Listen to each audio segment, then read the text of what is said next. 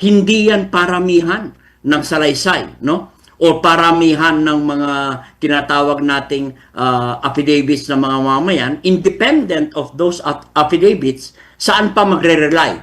Halimbawa, para i-prove nila yung plunder case na yan. Diyan sila mahihirapan at malaking question dyan. May konting pagdududa lang, considering yung standard, hindi yan preponderance of evidence kung tawagin nila MJ, no, sa isang kasong sibil, beyond reasonable doubt, absolute certainty, no. So mahirap yung ipasok yan, no. Marami kasing mga papel, no, na pinakita kanina sa filing ng kaso laban kay Vice President Sara Duterte. In fact, pinagyabang nila na dami daw yun ng mga ebidensya. May tuturing po ba, sir, na yung mga affidavit ng mga nag-file ng kaso is tantamount to evidence? Affidavit equals to evidence, batay po sa batas, attorney? Well, yung mga salaysay, although nasumpaan yan, isang bahagi yan na ebidensya, no? Pero tandaan natin ang nature ng mga affidavits ay self-serving, lalong-lalo na kung walang pagkakataon ang kabilang panig or ang nasasakdal halimbawa na i-cross-examine at tignan ang veracity ng laman ng affidavits na yan, no? So, halimbawa, binabanggit natin, ang isang malaking larawan, nakita natin yung paglabas ng paglitaw ng affidavit ni Madriaga, no?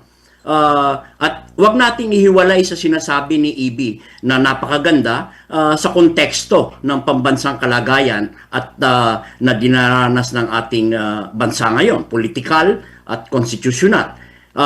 Yung biglaang paglabas ng affidavit natin, nakikita natin na ito ay nasa gitna ng krisis na hinaharap ng bansa, no? At nakakalungkot dahil yung very clear yung mga inconsistencies doon sa affidavit na yon.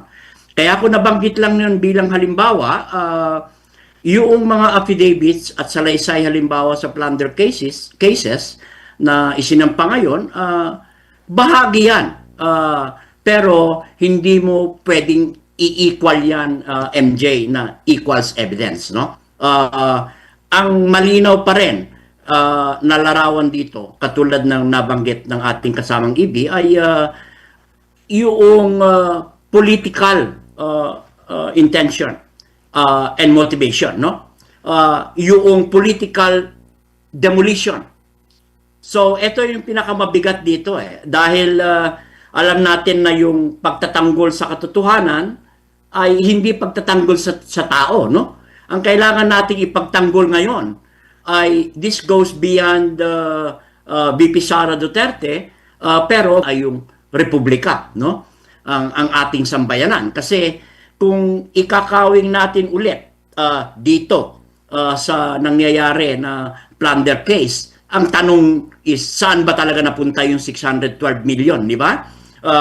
Meron tayong sagot dyan. May tuwirang sagot dyan. At hindi yan mababaliwala at dahil lamang sa mga salaysay or affidavits na nabanggit mo. Dahil malinaw naman ito sa datos at sa ebidensya na ginamit ito sa otorisadong confidential operations. So may ilalim ito sa COA, Audit Legal Review. At merong unmodified audit opinion ang Office of the Vice President. So ang malalim na katotohanan na inuulit ko, MJ, hindi mo maaring batikusin, no, ang Vice President sa milyon habang ikaw ay bulag-bulagan sa bilyon, no?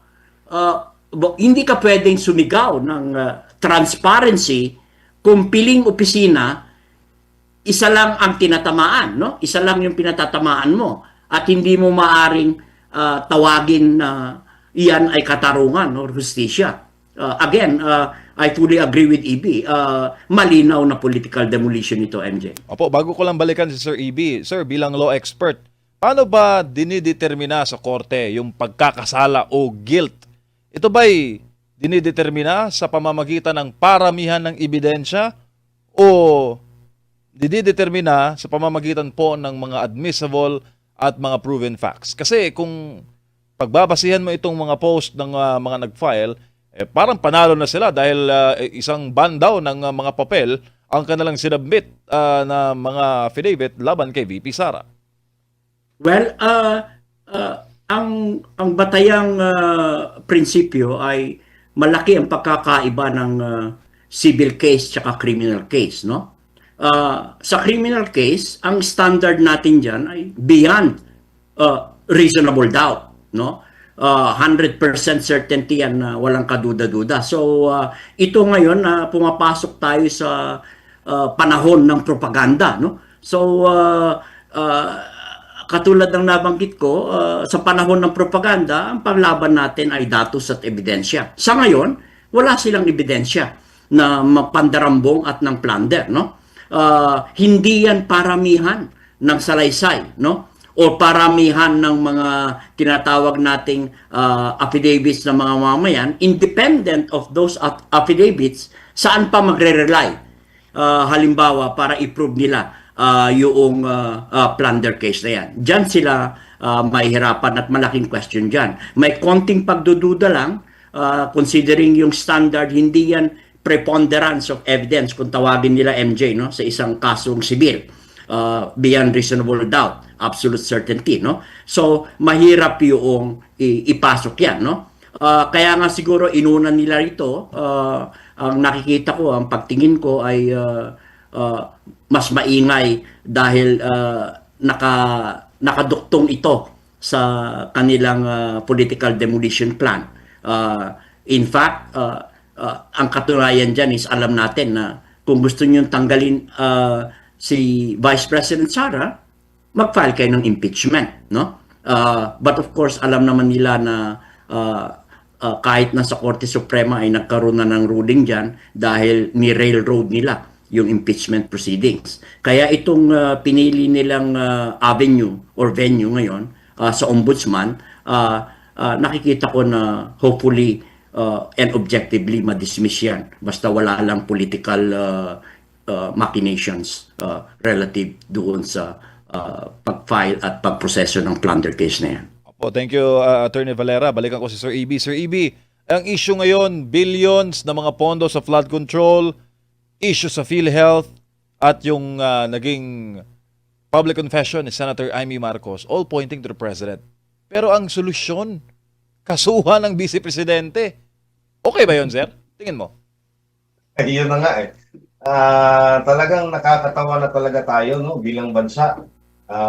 Talagang ginagawa na tayong laughing stock, not just in ASEAN or in Asia. Laughing stock na tayo ng buong mundo. Kasi you have this President, US President Donald Trump with 20,000 US troops, no?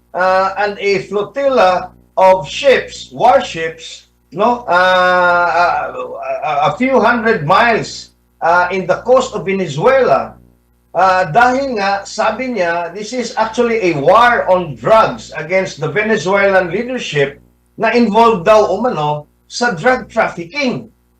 And yet, here you have a president of a treaty ally, isang Bongbong Marcos, na inamin na ng kanyang kapatid na who is a sitting senator na gumagamit ng droga.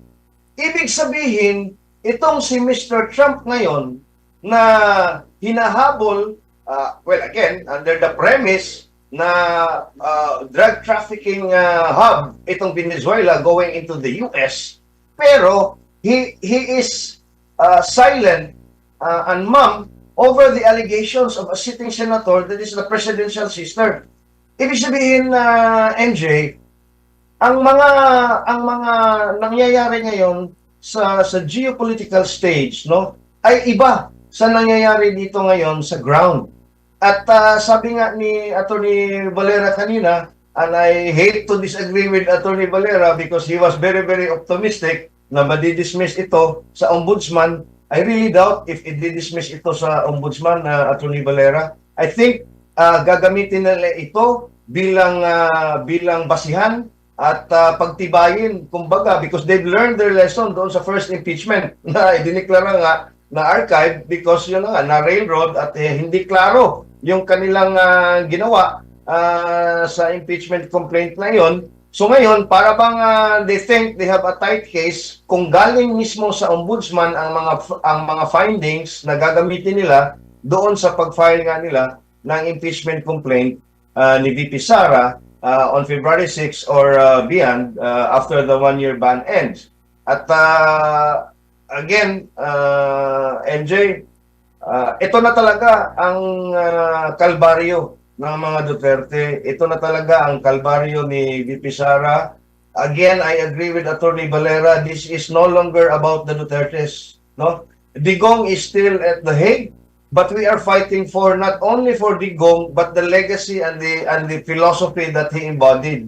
We are also fighting for the Vice President because it doesn't take a genius, MJ. Hindi mo kailangan maging IQ ng isang henyo para makita na itong ginagawa ng administrasyon na ito ay talagang pamumulitika against VP Sara Duterte, who has consistently been at the top of all presidentiables sa lahat ng mga survey. Kahit yung mga bayarang survey, si VP Sara pa rin ang napupusuan ng karamihan ng mga Pilipino. Kahit anumang ginagawa nila o gagawin pa nila doon sa reputasyon ng ating mahal na Vice Presidente.